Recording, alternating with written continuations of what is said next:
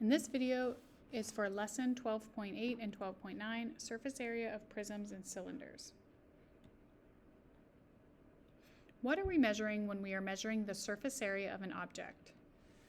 We are measuring the space that makes up the outside of a three-dimensional object. Since it is area, this will be measured in units squared. Even though it is a three-dimensional object, the measurement we are measuring is a two-dimensional measurement. Let's start with rectangular prisms. The formula to find the surface area of a rectangular prism is shown. We also need to find the surface area of a cube. For a rectangular prism, the formula is 2 times the length times the width, plus 2 times the length times the height, plus 2 times the width times the height. For a surface area of a cube, we have 6 times s squared. S represents one side length of the cube, and since to find the area of a square, we multiply s times s. That would give us the area of one of the faces of the cube, and there are 6 equal faces, so that's where the times 6 comes in. When we look at the rectangular prism formula, the length times the width represents the bottom of the rectangular prism, and when we double it, we get the top. The length times the height would be the front of the rectangular prism, and the back is the same as the front, and therefore we double that as well, which is where the times 2 comes in. And then finally, width times height is the side. Doubling it gives us the opposite side. Adding them all together gives us the total surface area. Take a few minutes to give these a try using those two formulas.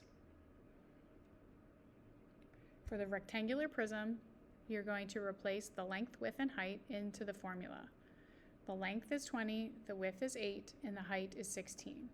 If you replace those in their proper locations, you will end up with 320 plus 640 plus 256, which is 1,214 centimeters squared.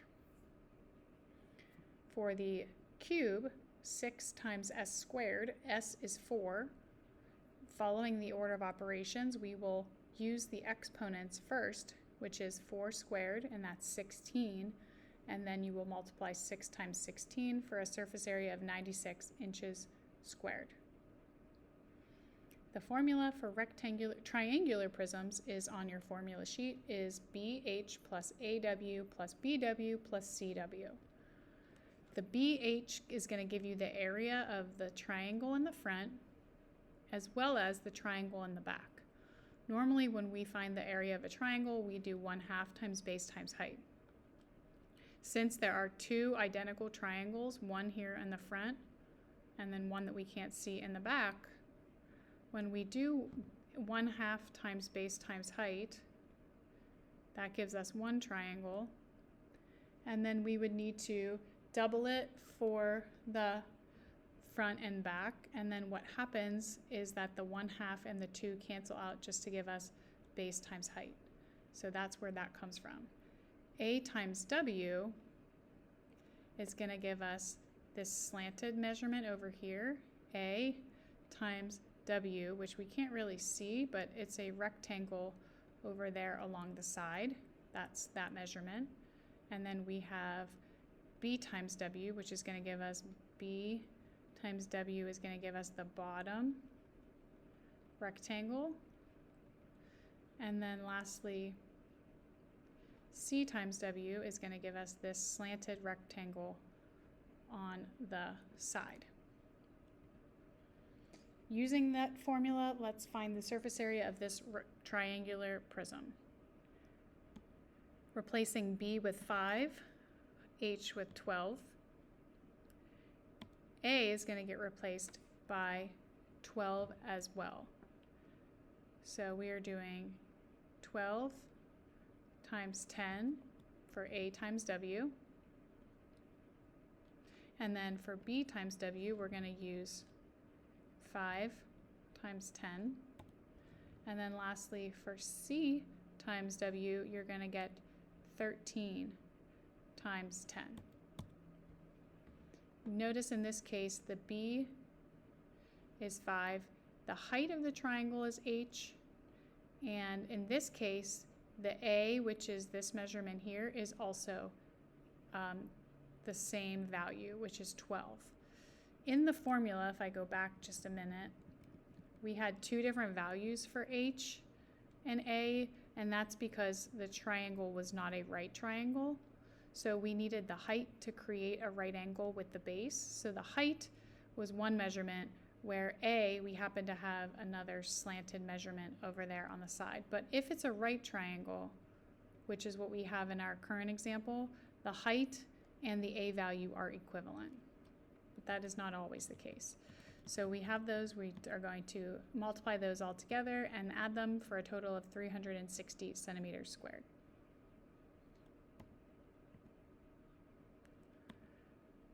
Another option is to ignore the formulas altogether and simply take the approach of finding the area of all of the sides and then adding them together. So if you do that, you will start, I always start with the triangles. So our triangles, we have two of them, the one in the front and the one in the back. That is 1/2 times 5 times 12, which is 30, and then if I double that, that gives me 60 centimeters for the triangle in the front and the triangle in the back.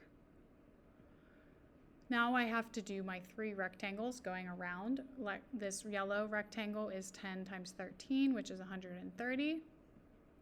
That red rectangle is 12 times 10, which is 120. And the green rectangle on the bottom is 5 times 10, or 50. We take all of those numbers and add them together for a total of 360 centimeters squared. Take a minute to try this one on your own. You can either use the formula or you can find all of the faces separately and add them together. Our goal is a total of 168 millimeters squared.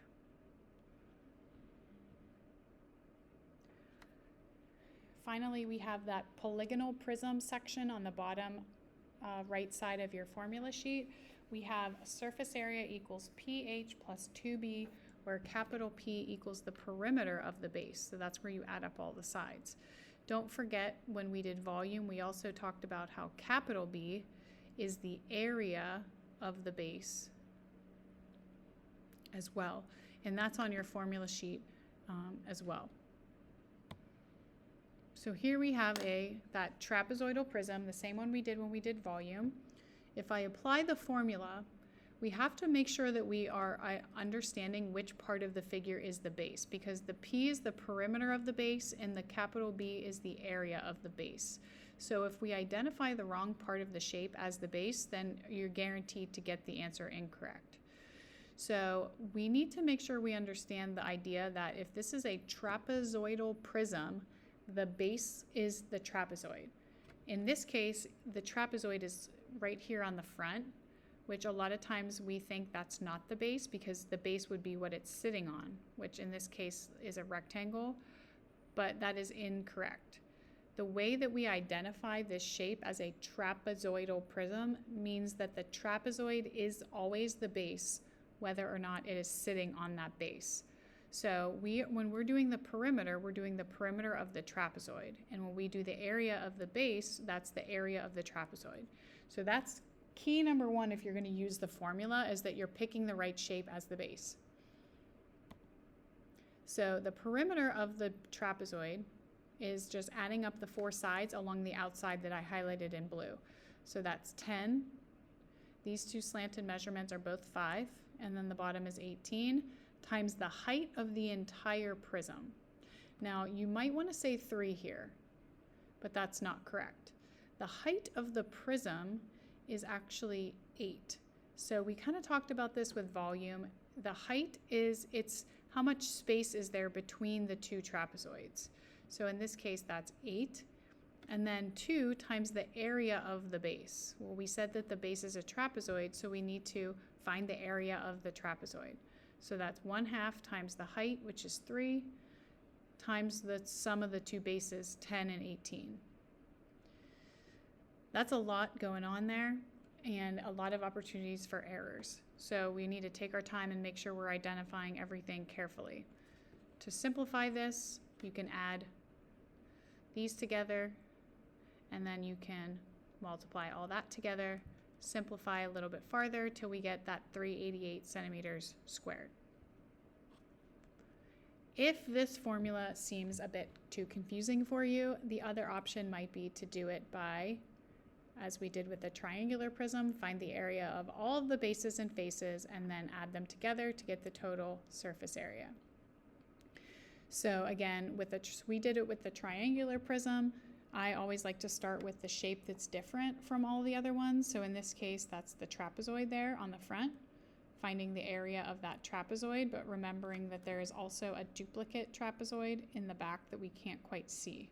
So 1/2 times height times base 1 times base 2 doubled.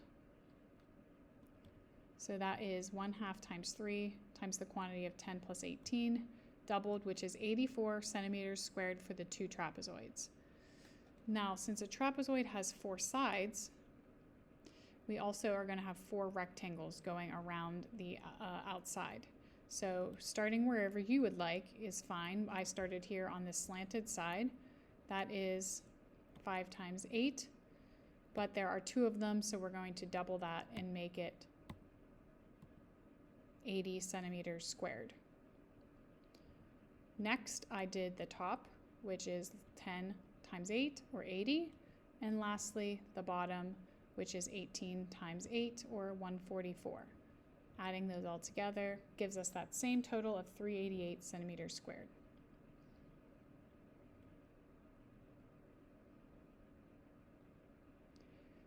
Now let's apply the formula again to the cylinder. The cylinder has a perimeter of the base, which is a circle. How do we find the perimeter of a circle? If you recall,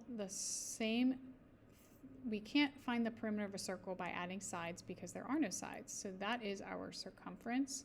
So we need to remember that to find the perimeter, you are actually going to calculate the circumference. And then to find the area of the base, we do the area of a circle, which is pi r squared. So I always like to start by replacing those formulas just to make sure I get everything straight before I start putting numbers in and writing down the actual formulas. And then I can plug some numbers in. So 2 times pi times 5, that's going to give me the distance around. And then when I multiply that by 10, what that's going to give me is that's going to give me that rectangle that, if you think about like a soup can label, it wraps around. If you ever unravel it, it's a rectangle. So this measurement across is going to be the distance around the can, which is the circumference. And then times the height, which is 10, that'll give you the area of a rectangle. So 2 times pi times 5 times 10, and then 2 times pi times 5 squared. Calculate all of that for a total of 471 centimeters squared. Now again, that's if you use the formula. You could do it again without using the formula by just finding all the faces and bases and adding them together.